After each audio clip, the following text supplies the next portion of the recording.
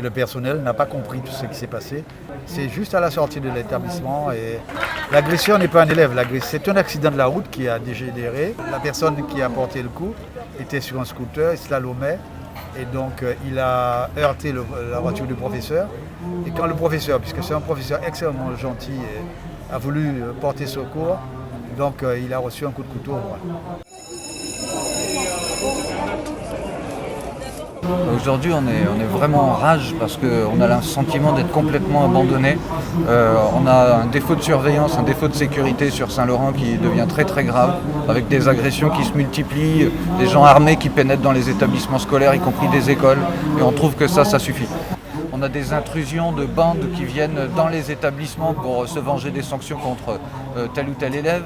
On a des gens armés, poursuivis, qui continuent leur course-poursuite jusque l'intérieur d'une école. Donc c'est tout. À un moment donné, il faut qu'on montre que la mesure est à son comble et qu'on ne peut plus continuer comme ça. Ce qui est grave, c'est que en fait, la sécurité devrait être omniprésente dans notre vie, ce qui n'est pas le cas. C'est possible, j'aimerais mettre en place une activité de self-défense. 2 semaines avant, il y a eu des jeunes qui sont venus en attroupement, une vingtaine de jeunes de 15 ans, des scolarisés qui sont venus se battre, ils ont lancé des pétards devant la porte où les élèves sortaient, des cailloux. Qu'est-ce qu'il faudrait pour améliorer cette situation? Il faut un gros renfort humain déjà, en force de gendarmerie, mais aussi en police municipale, parce qu'il faut faire la circulation, on ne peut pas continuer sur les routes à être aussi encombré sans personne pour nous aider. Donc il faut d'abord penser en termes de gros renforts humains.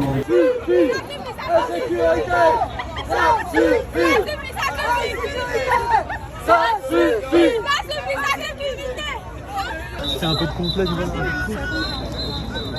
après, je crois que ouais, là.